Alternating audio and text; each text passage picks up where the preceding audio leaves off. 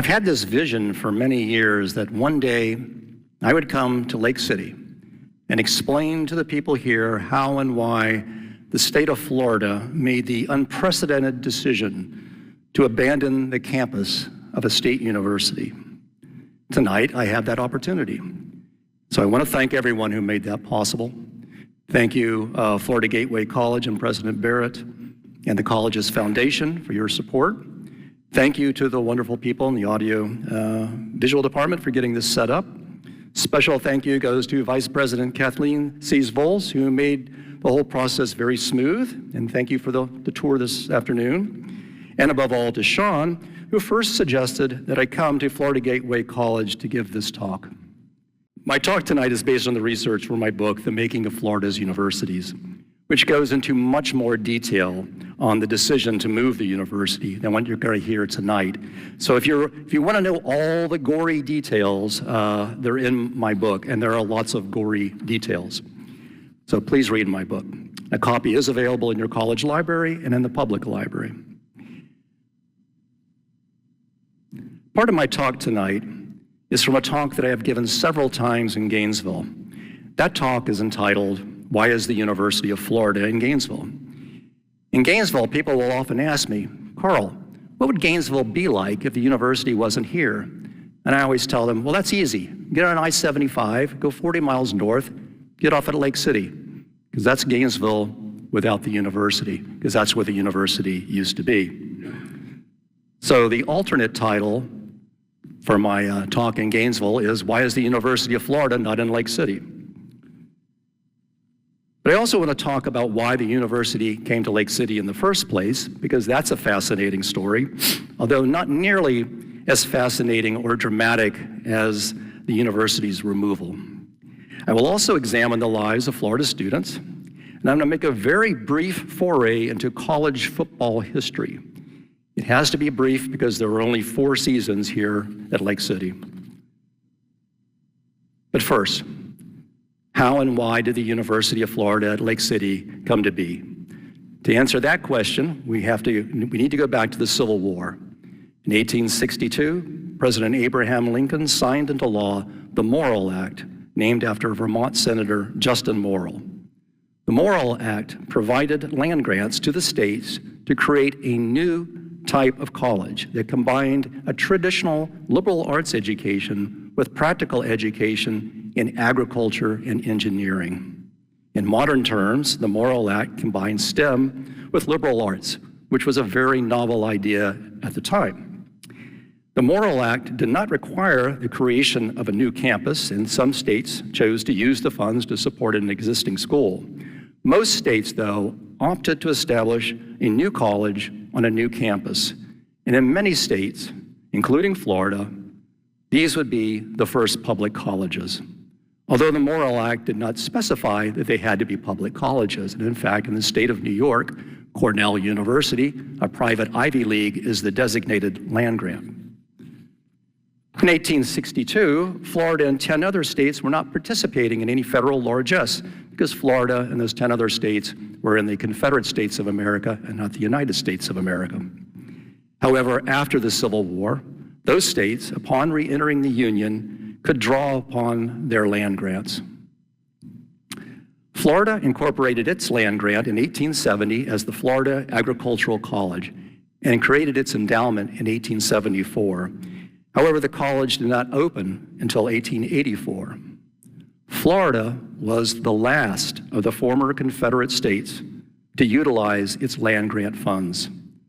Furthermore, Lake City was not the first choice or even the second choice. In the intervening decade between 1874 and 1884, there had been 2 campuses that had been accepted and then were later rejected. And there were several suggestions as to how the money could be spent. 2 attempts to open the college occurred during Reconstruction. That's the period of time from the end of the Civil War until 1877. Ironically, the first site chosen for the land-grant college was Gainesville. However, that deal fell through before any action was taken, and another campus was chosen in O'Galley, which is now part of the city of Melbourne. That deal also fell through.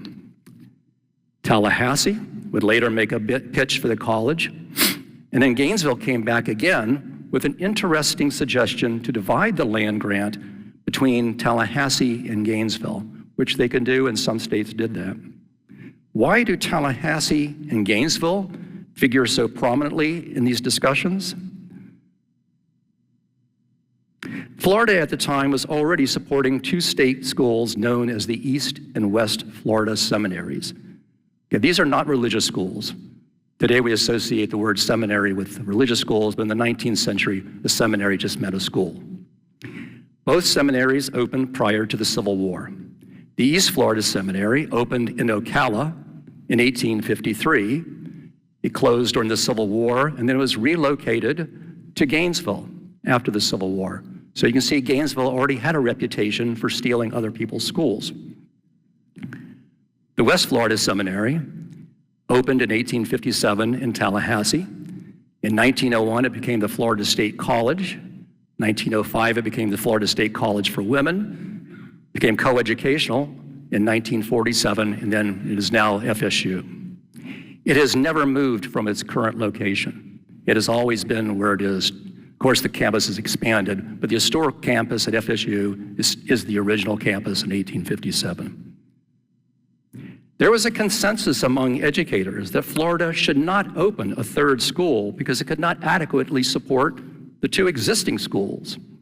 And this is what State Superintendent of Public Instruction Charles Beecher had to say in 1860 regarding the establishment of a new college.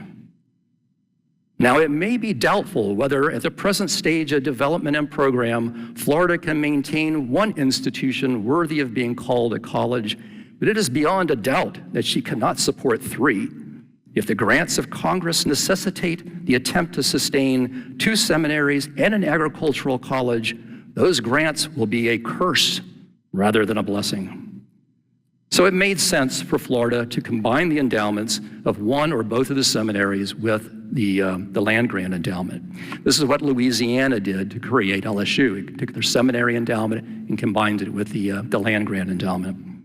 Sadly, Florida did not take the advice of Superintendent Beecher and opened a third school in 1884.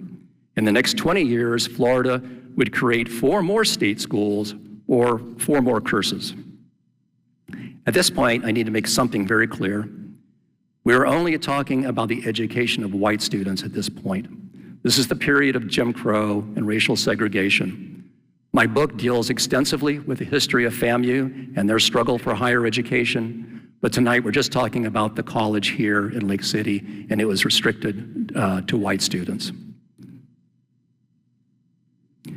The Florida Agricultural College opened its doors in 1884. It was the first public college in Florida, and it opened almost simultaneously with the state's first private colleges, Rollins College and Stetson University. Florida became a state in 1845.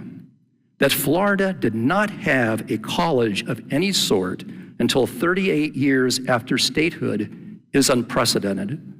Most states, not most, many states opened their colleges and universities during territorial times. But if not during territorial times, at least soon after.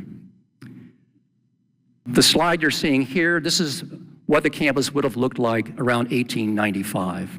And we can date it because in the background, you'll see 2 wooden structures. The one on your left is the old barracks building, and then on the right is the new dormitory, and the new dormitory was built in 1894. The 3 buildings in the foreground exemplify the land grant mission. The building to the left is the college building that exemplifies the liberal arts. And then you have the laboratory and station headquarters, that's agriculture. And then the building to the right, which basically is a very large wooden shed, was the Mechanic Art Hall, or in other words, engineering. The Florida Agricultural College opened in 1884 as an all-male school with less than 50 students. The minimum age for admission was 15, and that was not uncommon in the 19th century. There was no grade requirement because there were few graded public schools in the state of Florida in 1884. Children then were still attending classes in commons. You might have the one-room schoolhouse, or you might have a two-room schoolhouse. If you were lucky, you were in a large town, you might have a three-room schoolhouse with one class for the younger children, and then the older children, and then maybe teenagers. Typically, the education of children ended long before the age of 15, and education was not compulsory in Florida until 1917. Instead, admission to the Florida Agricultural College was by examination. And of the students admitted in 1884, not a single one could pass the college exam. And they were all required to attend at least 1 year of preparatory studies before entering the college. Most colleges at the time maintained a preparatory department because there were simply not enough high school age students. You could, if you so desired, spend 7 years at the college, 3 in the high school and 4 at the college. I don't think anybody ever did that, though. Here's another photo of students. And from the photos, you would think this was a military school. It was not a military school, but the students were subjected to a form of military discipline, and there was a military atmosphere at the campus. The students were required to wear uniforms to classes. The residence hall for underclassmen was called the barracks, while upperclassmen were assigned dorm rooms, and these are some of the dorm rooms. And if you look at the picture in the middle, you'll see on the mirror there's a pennant that says UF. So we can date this photograph from the period when it was called the University of Florida and not Florida Agricultural College. And very clearly, these are dorm rooms, not barracks. The dining hall was called the mess hall.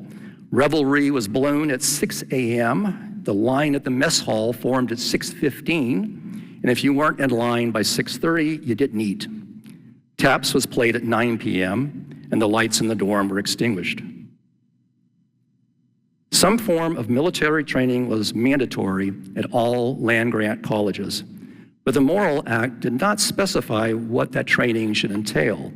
At most colleges, including this one, it amounted to little more than parade drills and occasional rifle practice. Within the federal government, the college reported to the United States Department of Agriculture, not the War Department. But if requested, the War Department would assign an officer to the school, and this was usually a very unhappy second lieutenant. This is back in the days when it was very difficult to get a military commission and very hard to keep it. So if the War Department says you're going to be the commandant at Lake City, off you went. The University of Florida did not end compulsory military education until 1969. And my brother was in that class. He was not happy. In 1894, the college became coeducational. These are women who, upon entering the college, decided that they also wanted to wear military uniforms and to drill. So they asked President Oscar Clute if they could do so, and Oscar Clute said, yes, but it had to be voluntary. It couldn't be mandatory like for the guys. So I counted 17 women here who volunteered for the women's company. That's out of 54 women that entered the college that year. This is a picture of one of the women's dorms. And over here you can see this is the new dorm, Foster Hall. It was originally the girls' dorm. And it burnt sometime in the early 1900s. And the story here is that it burned during Christmas break. And the only students here were Cubans who could not get back to Cuba. And it is said that it was very cold, and they didn't know how to use the fireplace, and they accidentally burned down the building. Women joined the faculty in 1894 as well.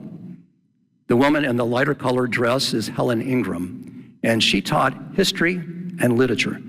The woman in the darker dress, that's Cordelia Mooring, and she was a modern language instructor.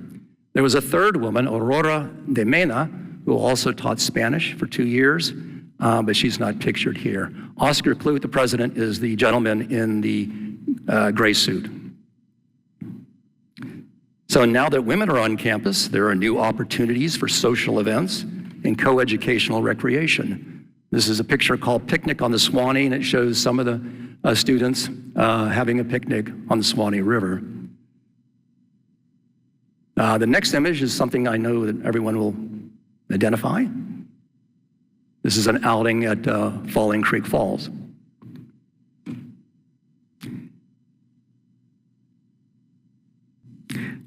This is a photo of the graduating class of 1895.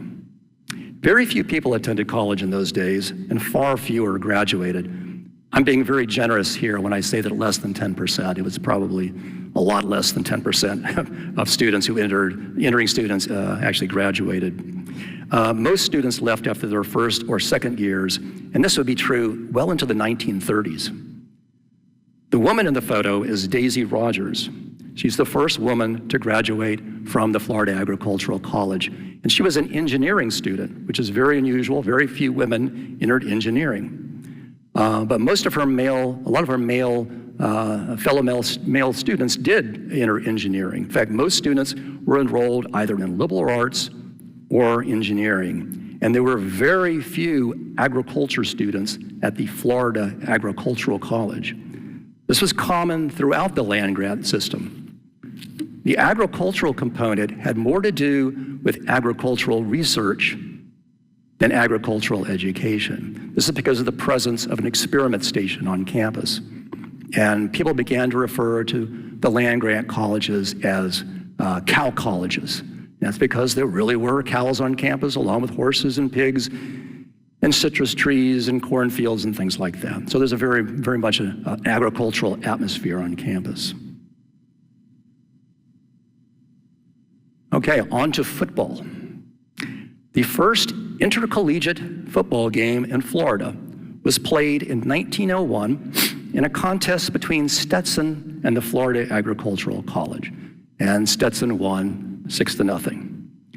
Florida is the last state in the lower 48 to host an intercollegiate football game. And this includes the then territories of Arizona, New Mexico, and Oklahoma. That's right, the territories of Arizona, New Mexico, and Oklahoma hosted football games before the state of Florida. 2 years after the Stetson game, the Florida Agricultural College became the University of Florida and played 2 years under that name. And this is a photograph of the 1903 University of Florida football team. The 1904 season has created some ongoing controversy. In the 3 seasons prior to 1904, the team had played mostly other state schools and had done okay, not great, but okay. In fact, in this photograph, I guess you can see it on the football, it says UF 03 champions, the champions of the state. That means they beat Stetson. It was Stetson and Rollins, those were the only 2 colleges. Everybody beat Rollins. Poor Rollins had a male enrollment of about 30 men, and from that 30, they had to find 11 to 15 who were willing to play football. In 1904, a new coach was hired, and he decided that the team had to elevate its play. So he schedules a series of games with out-of-state teams, including Georgia, Georgia Tech, Alabama, and Auburn. To say that the 1904 season did not go well would be an understatement. They lost every game, they didn't score a single point, and they made 1 first down the entire season. Some of the scores were ludicrous. The Georgia game was 77-0. So what's the controversy? Well, the controversy involves the Florida-Georgia game. As Vern Lundquist, the former color commentator for CBS Sports, used to say just before the start of the Florida-Georgia game, this rivalry is so intense they can't even agree on how many times they played. That's because the University of Florida doesn't include the 1904 game, Georgia does. So one final comment on the 1904 football season. The University of Florida also played Florida State that year, and it would be the last game between the 2 rivals until 1958, because in 1905, Florida State becomes the state college for women. Now we come to the 1905 University of Florida football team. There should have been a 5th season at Lake City, but there wasn't. And that's because just before they were supposed to begin games, President Andrew Sled got back the grade reports. And he looked at the grades for the football players, and he didn't like what he saw. So he cancels the football season. Sounds a little harsh, and it was. By the way, several players on this team also played on the Florida State College team that beat us in 1904. That's because, again, in 1905, Florida State becomes the state college for women, so a lot of men transferred from Tallahassee to Lake City, and there's several football players. Unfortunately, they didn't get to play for the University of Florida. Let's go back to the college and boring things like the curriculum and professors. So with the exception of coeducation, not much happens at the Florida Agricultural College between 1884 and 1901. Beginning in 1901, though, things changed quickly and dramatically. Up to 1901, the college subsisted largely on federal dollars and federal grants. The state of Florida gave very little money to the college. After 1901, the state began to invest heavily in the college.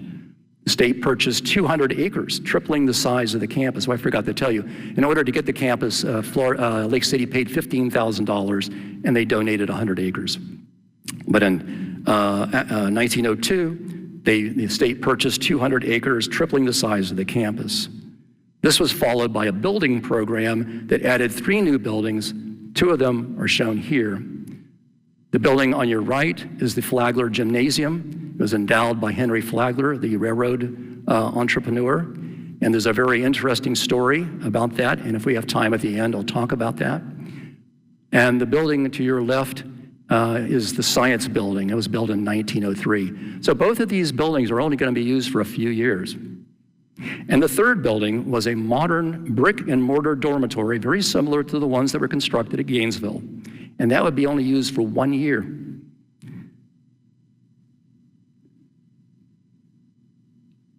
This is a page from the scrapbook of Carl Barden. We see the 2 new buildings on the right, and then we see the sophomore class of 1904. 2 things are missing from this class photo that would have appeared earlier. One of them, what happened to the women? 2, why are they not wearing uniforms? Military discipline came to an end in 1903, and the students were very happy. The male students were very happy. And for reasons that are unclear to me, the University of Florida trustees decided to go back to being an all-male school. This is a picture, a photo, of the 1903 University of Florida women's basketball team. I want you to pay attention to the woman on the right in the first row. That's Ida Morgan. Here she is on the 1903 University of Florida basketball team. Now here she is again in the back row with the white blouse. Now she's on the Florida State College 1904 basketball team. In 1903, the state legislature passes a bill renaming the college the University of Florida. Okay, this is more than a name change. It was also accompanied by a reorganization with separate colleges for liberal arts, engineering, and agriculture. The prep school was reduced from 3 years to 1, and there were plans to eliminate it altogether, but that couldn't happen until the late 1920s. Admission requirements were tightened. Prior to 1904, a 10th grade education was required. After 1904, an 11th grade education was required. Now notice the change here. In 1904, we're now referring to grades. Between 1884 and 1904, Florida's first graded schools would emerge. And we even have schools that go to the 11th grade. In fact, we had 2 schools that went up all the way to the 12th grade. That would have been Duval High School in Jacksonville and Pensacola High. The biggest change, though, came in the faculty. Only 1 professor held a PhD prior to 1901. By 1905, the University of Florida would have the highest percentage of PhDs, highest number, of PhDs of any public university in the Gulf South, and higher than the University of Georgia. And President Andrew Sled loved to brag about that. So things were really looking up for the University of Florida at Lake City. There's an expansion. They're building new buildings. We've got improved faculty. We've got better students. Everything is looking rosy. And then all of a sudden, poof, it's gone. So what happened? Well, there are a number of reasons for the removal of Lake City, but I'm going to focus on just 3, but I readily admit there are other reasons as well. Reason number 1, the Buckman Act of 1905. The move could not have happened had Florida not passed the Buckman Act. Reasons 2 and 3 are immaterial if reason 1 doesn't happen. And the Buckman Act is the focal point of my book. And if you want to learn more about the act and all of its repercussions, please read my book. The Buckman Act bears the name of Henry Buckman, a state legislator from Jacksonville, who was the principal author of the act. This is a photo of the 1905 Florida House of Representatives, members of the Florida House of Representatives. Buckman and 2 other authors of the Buckman Act, Eugene Matthews of Stark and Edgar Wortman of Citra, appear in this photo. They are members of the House of Representatives, but the act came out of a joint House-Senate committee. So there were also state senators involved in the writing of the bill. The Buckman Act abolished, the phrase used in the act was abolished, revoked, and vacated 6 state-supported schools for white students that were, for the most part, high schools.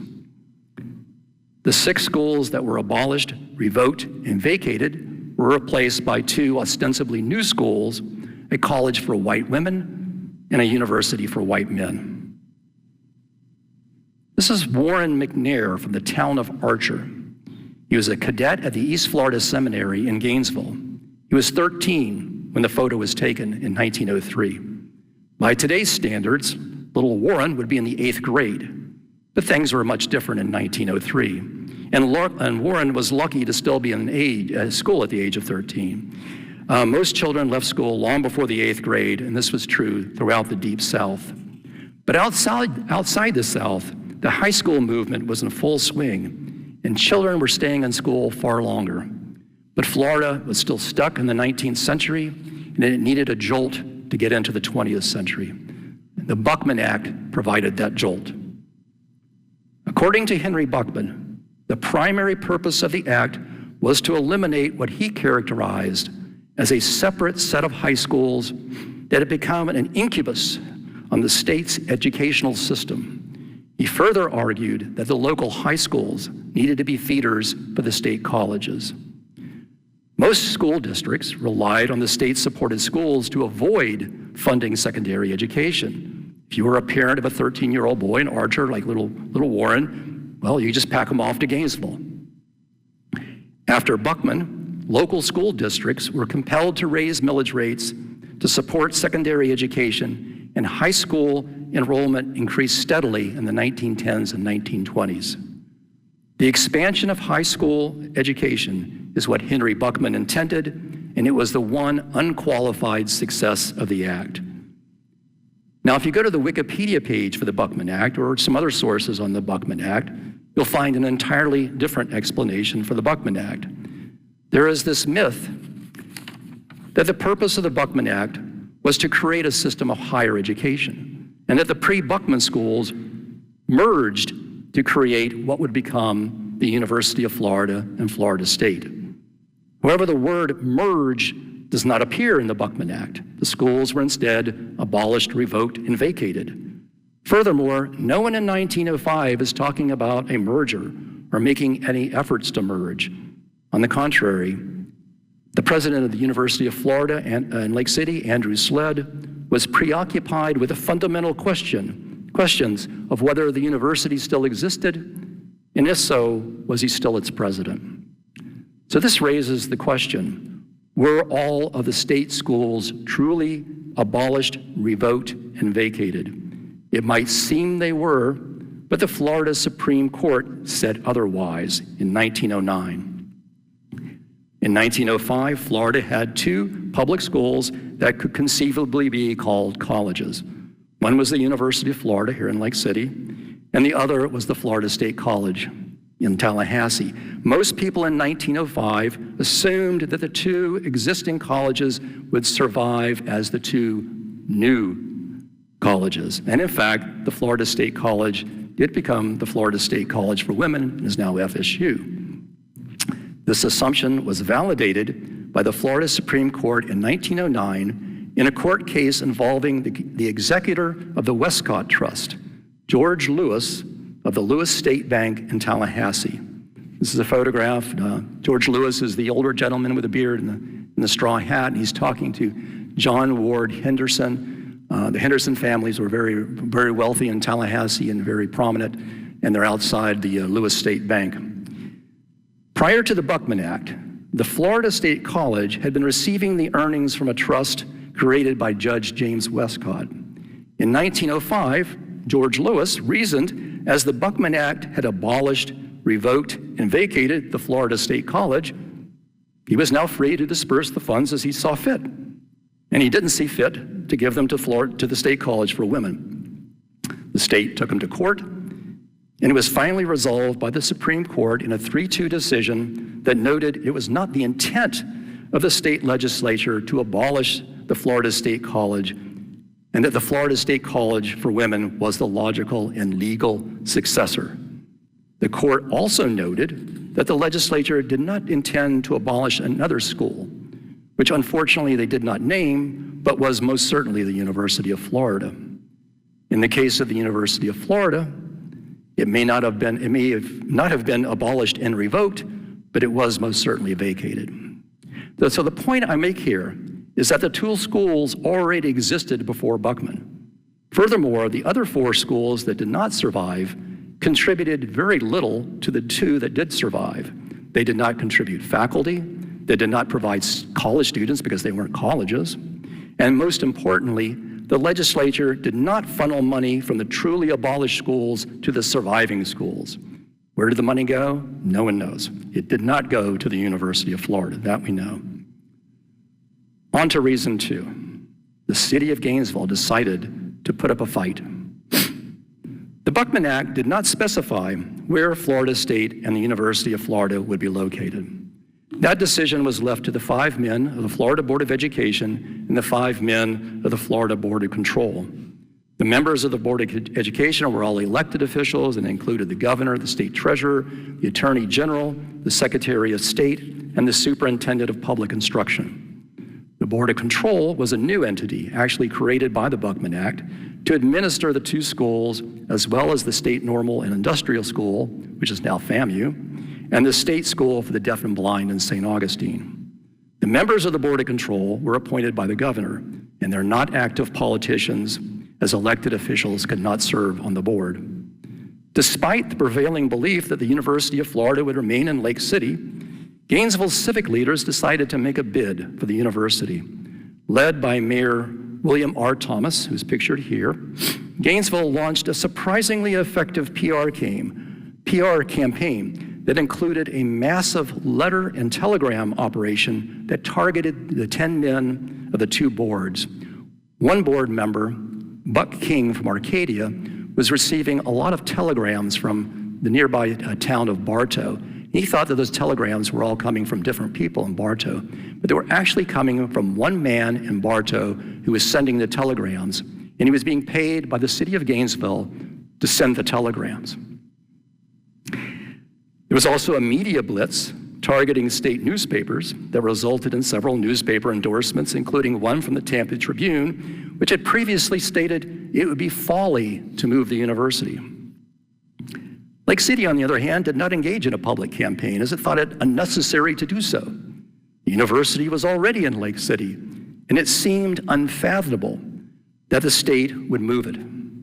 No state had ever abandoned the campus of a state university and moved it elsewhere, and no state would ever do so again. Furthermore, the Buckman Act did not provide funds to move the campus, nor to build a new campus. Florida had invested over $200,000 in Lake City. I know that doesn't sound like a lot of money, but to give you a comparison, the first buildings at UF in Gainesville, Buckman and Thomas Hall, both cost $40,000 each. So $200,000 is the equivalent of 5 Buckman Halls, and that's a lot of Buckman Halls. So how is Florida, one of the poorest states in the nation, going to pay for all that? There was also the disruption that a move would have on the faculty and students. In other words, Lake City seemed safe. The two boards met on July 5th, 1905 to make their decision. Both towns made their presentation bids, and the bids were remarkably similar. Lake City offered $40,000 in cash, an 11-acre addition to the existing 300-acre campus, and 800 acres of land valued at $20,000 that could either be used to build a new campus or a split campus, or be sold. Plus, if Lake City was not chosen, the state was also obligated to reimburse the city for the $15,000 it paid in 1883. Gainesville offered 517 acres, $70,000 in cash, and free water.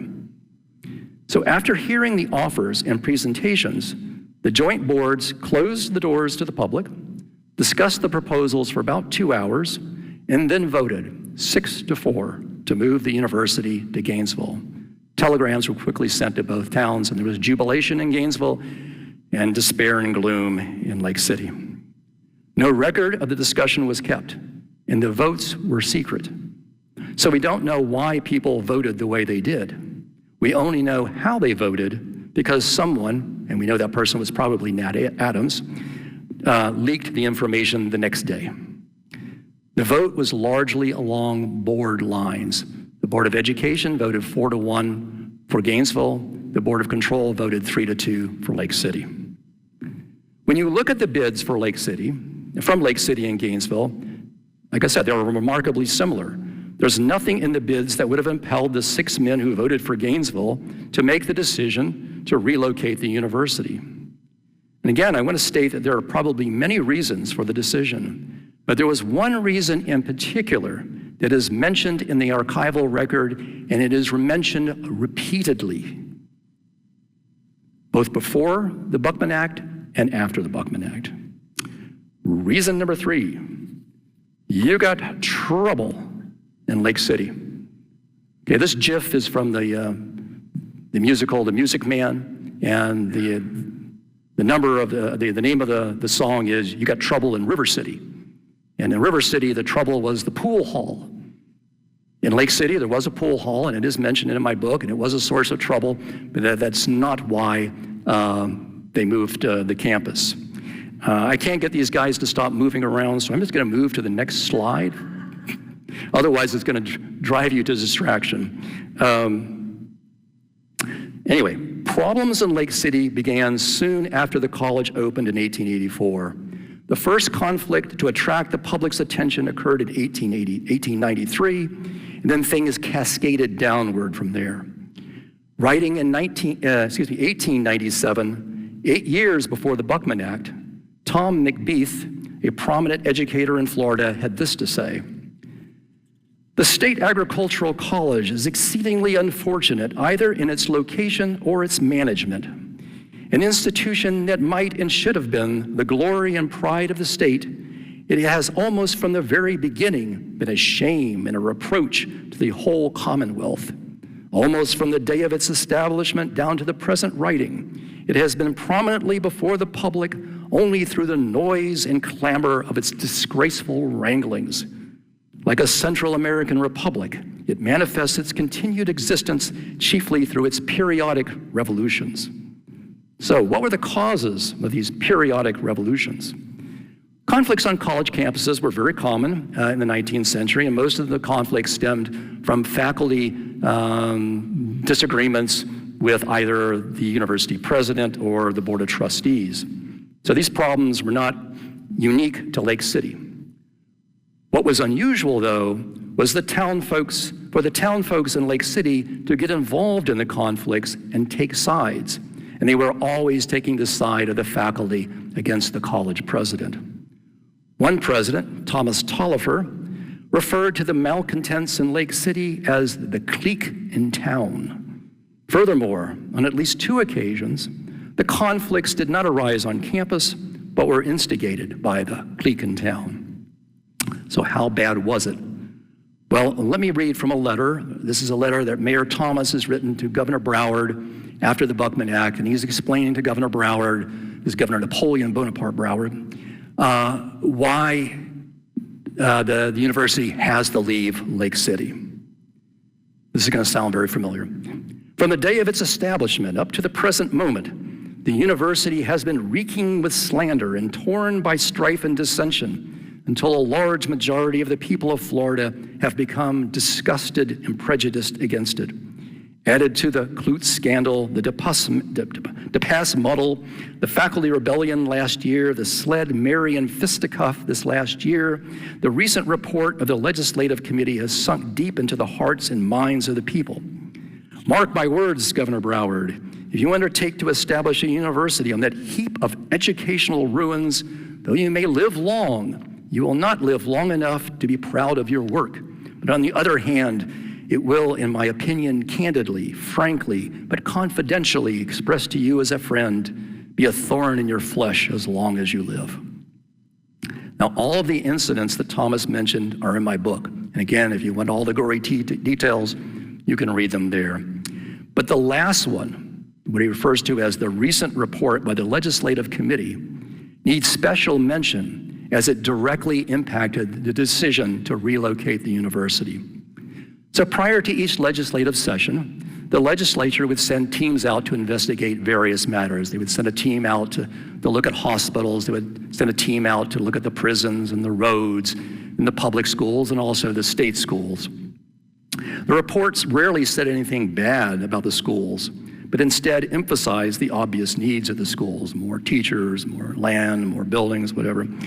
However, the 1905 report was different, and it painted a picture of incompetence and malfeasance of the university, none of which was true.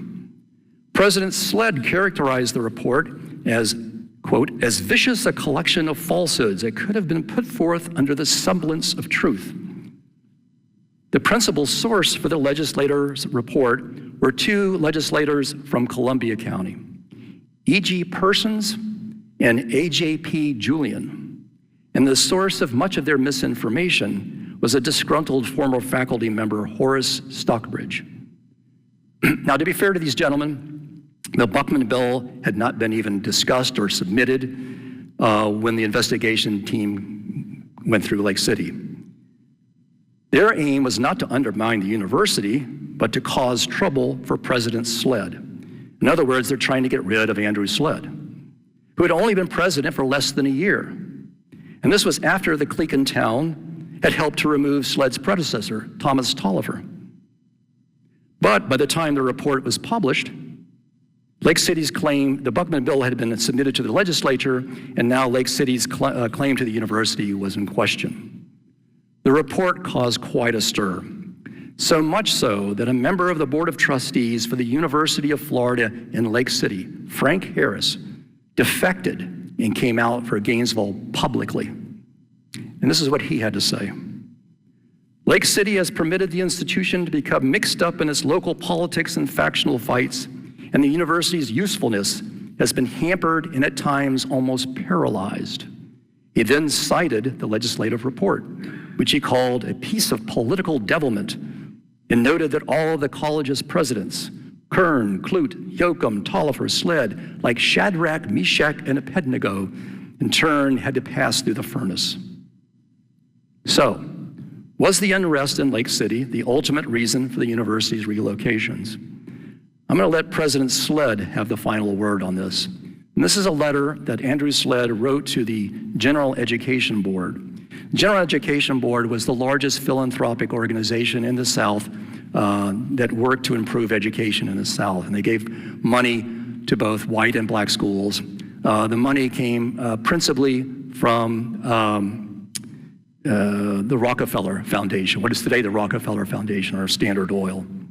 So these are extremely important people, and he's having to explain to them why Florida would do something as bizarre as to abandon the campus of the University of Florida and move it someplace else. And he says, the chief reason for the surrender of the old university and transfer, even at considerable loss to Gainesville, seems to me to have been the generally prevailing opinion that it would be impossible to make a really great institution in the atmosphere of Lake City, that the town was not and could not be a suitable place for the proper development and expansion of the institution, owing to certain local conditions which it would be needless to detail, and that to make Lake City the site of this new and larger university would be to invite failure at the onset. This, I say, seems to have been the argument for removal, although other reasons doubtless contributed to the same result. The University of Florida would remain in Lake City for academic year 1905-1906, while the first buildings were being built in Gainesville. The last wagons transporting the university's equipment and library to Gainesville left Lake City in July of 1906. The person who agreed to supervise the transport was William Cawthon, who was the university librarian.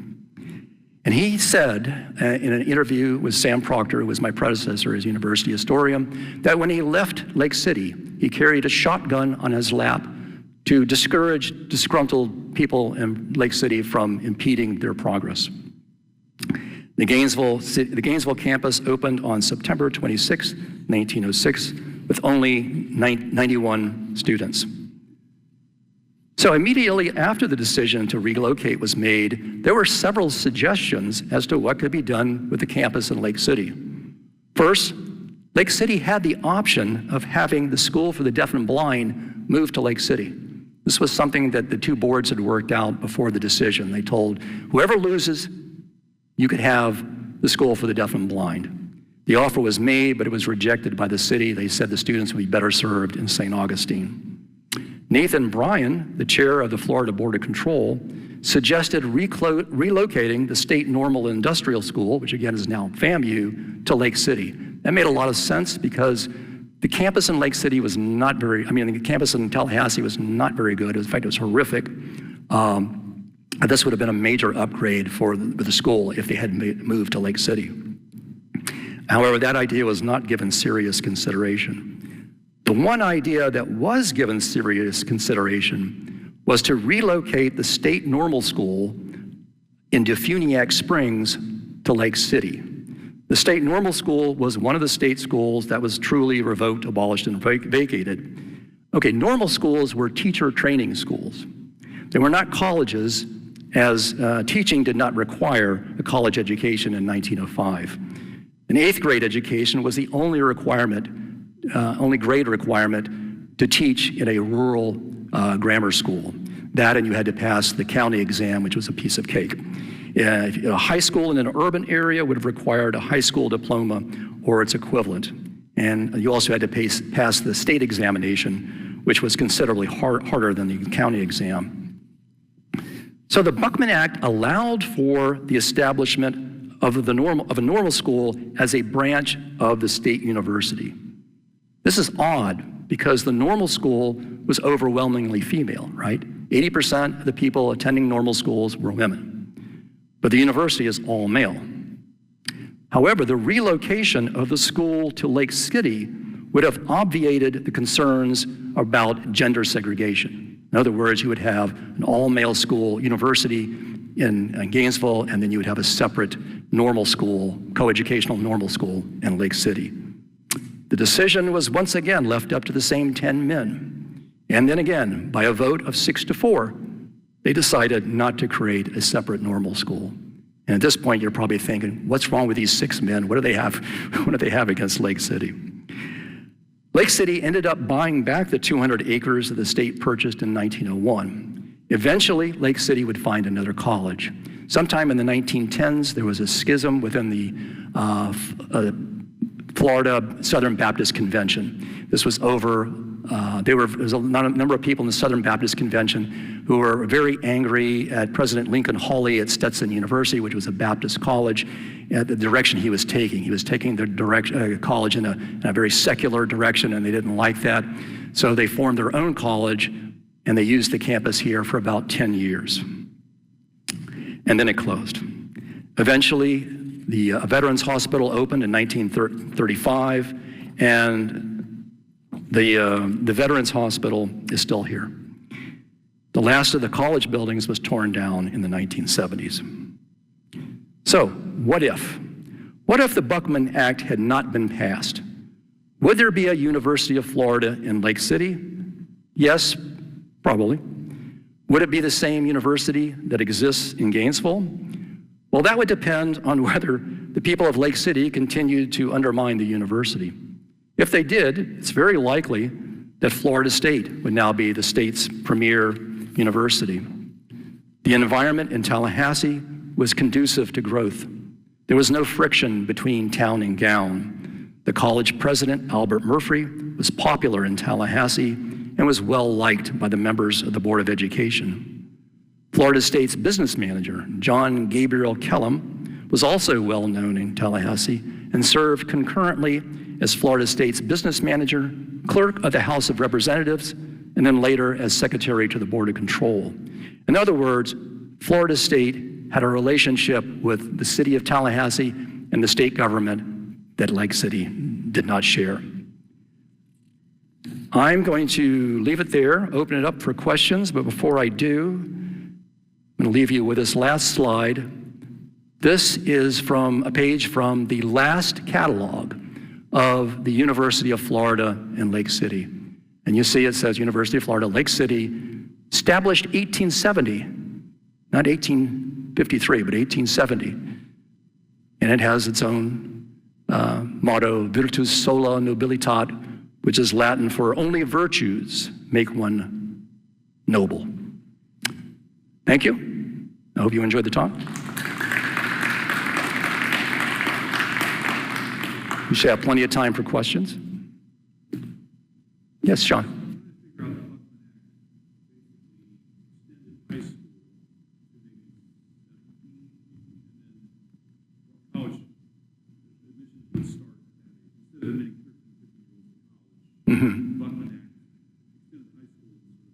Actually, they did that before Buckman. So in 1903, when this college became the college here became the University of Florida, they raised the admission standards to the 11th grade. Like I said, there was only 2 schools in Florida, Duval High School and Pensacola, that had a 12th grade education, so that was out of the question. They weren't able to implement a 12th grade education requirement until 1913. And the University of Florida had like a high school department well into the 1920s, because there were simply so many rural counties that still didn't have high schools. Yes? Mm-hmm. Yeah, okay. Yeah, there's a myth in Gainesville that the reason why they chose Gainesville was because of free water. They did not relocate the campus of the University of Florida to Gainesville just because we offered free water. Gainesville offered free water. That'd be ludicrous. It was bizarre enough as it was, but to do that because of free water, no. The university here was paying about $600 a year. Well, no, $300 a year for water from Lake City. So it wasn't that big of a deal. Plus, there's a reason why they offered the free water. At some point, Gainesville knew they had a problem, because the land that they donated was actually a mile away from the city of Gainesville. And at some point they realized, oh, there are no water mains out there. So we're gonna have to somebody's gonna have to build a water main. And if it's gonna be the state of Florida is gonna say, that's gonna be a deal breaker. So that's why they offered the free water. The source of that myth, though, is this one member of the Board of Education, the treasurer, Knott, what was his first name? Boy, do you remember? So William Knott? William Knott, thank you. It's William Knott. He was interviewed like 40 years later by a professor at the University of Florida, and he said there were 3 reasons why he voted the way he did. And one of them was free water, but it was just one of 3 reasons. So based on that became the myth. In Gainesville, every time I give a talk in Gainesville, I have to convince them, no, it did not move the campus to Gainesville just because Gainesville offered free water. No one believes me. It's true. No one believes me. And I'd heard, my father or grandfather told me. Yes. Yes.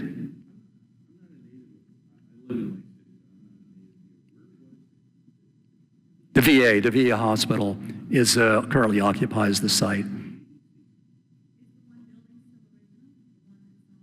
No, No, all the original buildings were destroyed. The last building to go was the science building. It was destroyed in the 1970s. They only used maybe 2 of the buildings on campus, that building and also the dormitory that was only used for one year. So, yeah. Now let me tell you about the Flagler Gymnasium, story about the Flagler Gymnasium. So Henry Flagler donated the money to the state of Florida. At the time, his wife was mentally incapacitated, and she was in an institution in New York. Neither the state of New York nor the state of Florida allowed a spouse to divorce their spouse if the spouse was mentally incapacitated. He wanted to divorce her and marry his third wife, but he couldn't do that. So he got the state, he made this donation. The state legislature changed the laws in Florida. He got his divorce. At the next legislative session, they reversed the law. So it only existed for 1 year for him to get his divorce. And that's how they ended up with the gymnasium. It's actually a very nice gymnasium. In the basement was a swimming pool. There's also, yes, go ahead.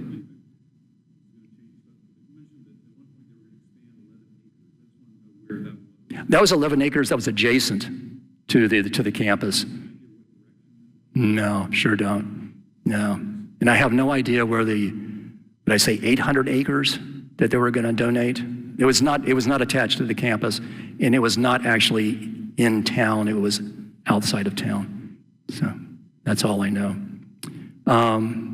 There's a follow-up story to George Lewis and that whole deal. So after the Supreme Court told him he had to pay up, he took a different tact. He said, there's no money. There's no money in the trust. And everybody knew this was baloney. There was plenty of money in the trust. Everybody knew what the sources of the income were, so they knew he was lying. So eventually the state had to take him to court again. This time they threatened criminal action, not just civil action. And they eventually made a deal with him whereby he gave up the trust. The trust now became the property of the state of Florida, now belongs to Florida State University. And he and the family, because I don't know who in the family was getting the money, but they were allowed to keep the proceeds from 1905 until the final court decision, whatever money that they had made. When Florida State got the trust and was able to control it, they soon found out that even prior to 1905, he had been cheating the college by as much as 50%. And then, because all of a sudden they got the trust, and it's making twice the income it did before 1905. So anyway, that's the story on. Yeah.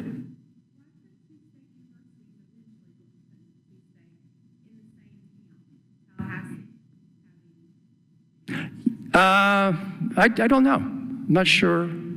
The land that is occupied by FAMU was part of it was the former plantation of Governor Duval.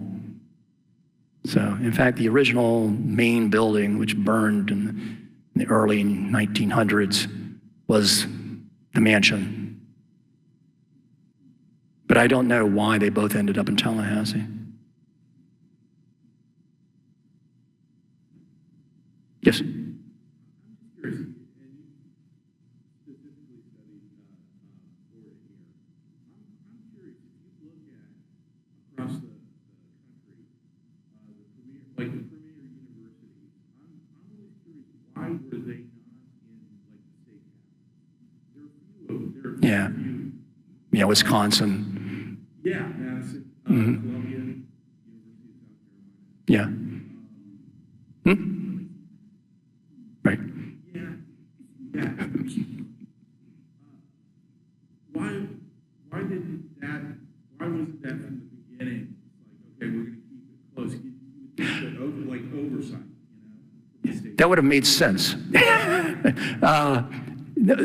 There was just this feeling like that, you had to establish these new schools, and they were always in these rural areas in inland Florida, never in the larger cities, not in Jacksonville, not in Tampa, not in Pensacola.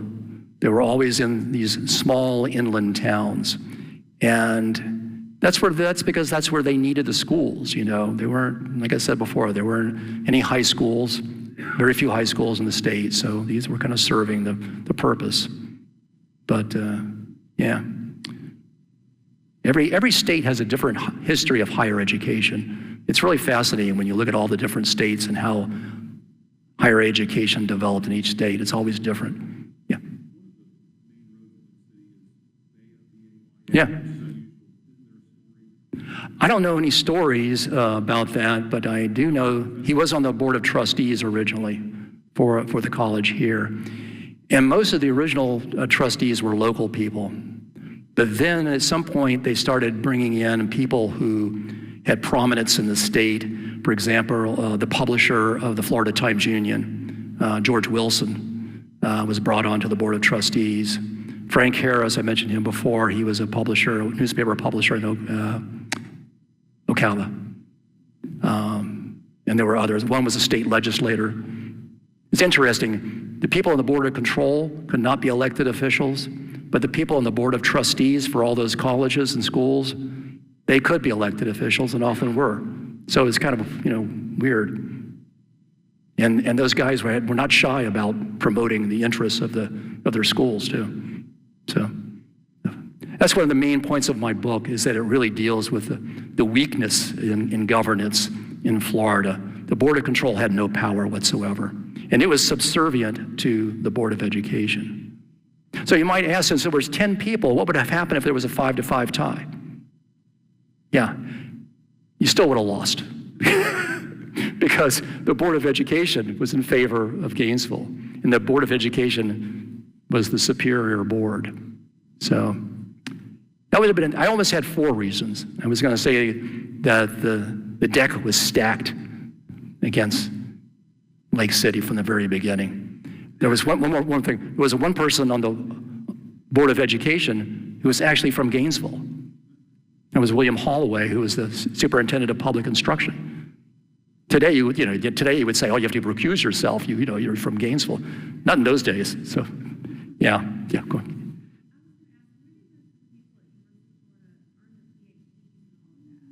Oh, all over the place.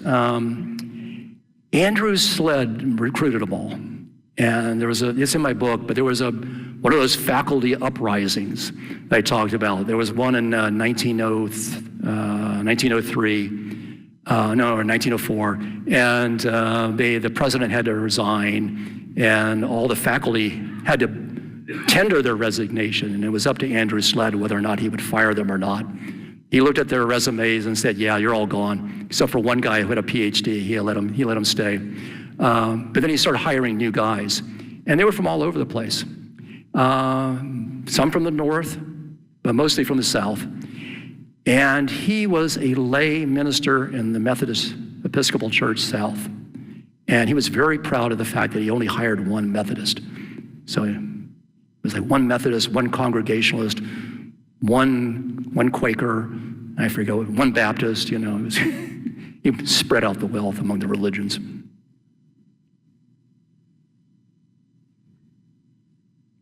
Way back here. Yeah, go ahead, Boyd. Why don't you come to the front?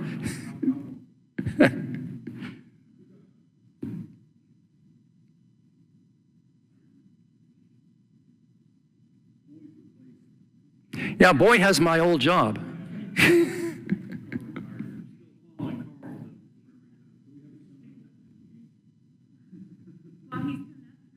Sure. Yeah. No. I think Helen Ingram had a BA. This is very common too. Like some of the schools in Florida that call themselves colleges. So the South Florida Military Institute became the South Florida Military College in 1903. Was actually given permission by the state legislature to award degrees for BAs. 2 of their faculty members didn't even have a BA, much less a PhD. So it's kind of ludicrous. Yes, Boyd. I was going to ask, you mentioned the letter to Broward, and I'm sure you looked at some of Broward's papers. Oh, yeah. And did he have any opinion about where the schools should be or anything like that? They're not stated anywhere. He was a very political person. He probably would have preferred to abstain, but he really couldn't. And he later on got into political trouble when he ran for the Senate, U.S. Senate. His opponent, I'm forgetting who his opponent was, said, oh, he voted against Lake City. And he said, and Broward said, no, I voted for Lake City. Of course, now people in Gainesville are pissed at him. I'm sorry, they're angry at him because he voted for Lake City. But no, he doesn't. But there's a very interesting letter from Henry Buckman. It's an 11-page letter, which I had found when I was doing my research. And he explains what the Buckman Act meant to him. So this is the author of the Buckman Act, explaining what he thought the act was all about. And that's what I cited before, where he says that the primary purpose of the act is to get rid of all these high schools. And his idea about the college is really unrealistic. This is one of the reasons why the Buckman Act required a 12th grade education. There's not, there are not enough students to run a university that, had a 12th grade diploma in the state of Florida. But his idea was that people from the north would come to the University of Florida and pay tuition, which is a ludicrous idea because they couldn't get enough people to attend the University of Florida from Florida. So one of the things that Lake City warned the boards about was the presence of malaria and yellow fever in Gainesville. And they were absolutely correct. As soon as the University of Florida moves to Gainesville, malaria becomes the most common diagnosis of the university physician. The university was founded like a mile from campus in a really wooded area right across from a swamp. Not a swamp, but it was like wetlands filled with mosquitoes. Now the university's there, the mosquitoes all come on the campus, and malaria. You look at it's one of my favorite documents in the university archives is the log of Professor Flint. He was the chemistry professor, but he also served as the university physician because he had an MD as well as a PhD. And it's a fascinating document. And the first diagnosis in Gainesville, malaria. And malaria. Kind of crazy. So, the thought that northern, people are going to send their kids from the north to come to the University of Florida and get malaria, Yeah. Yes, Kathleen.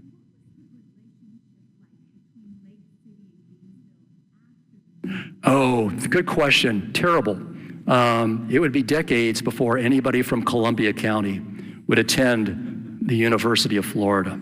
And that's too bad because like Columbia County, that's the next county over, right? You think, this is going to be prime, real estate here for attracting students, but no, they won't come for a good 20 or 30 years. And by the way, going back to those high schools, very few graduates of Duval High School or Pensacola High School attended the University of Florida.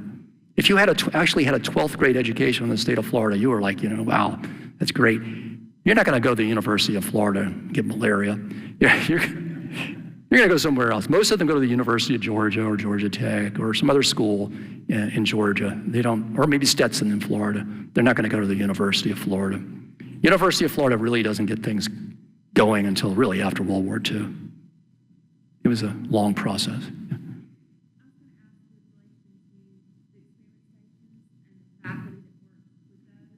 The what? Oh, the station, yes, okay.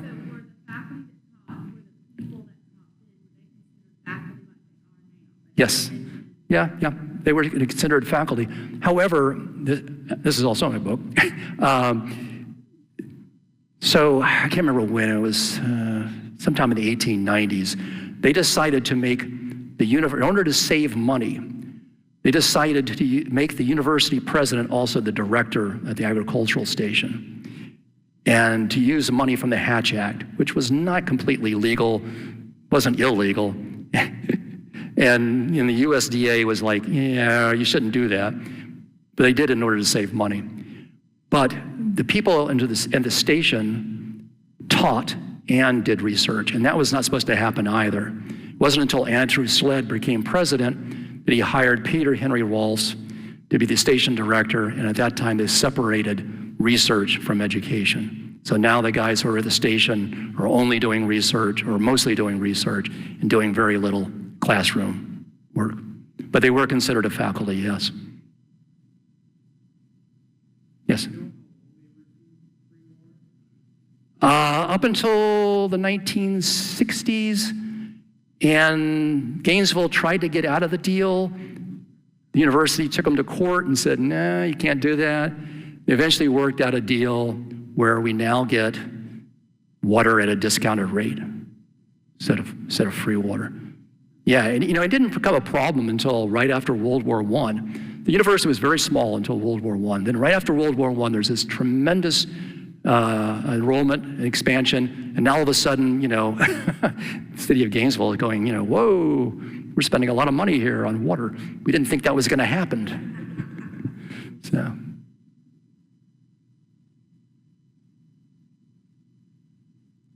Okay.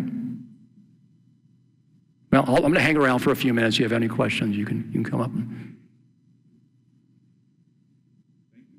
Thank you.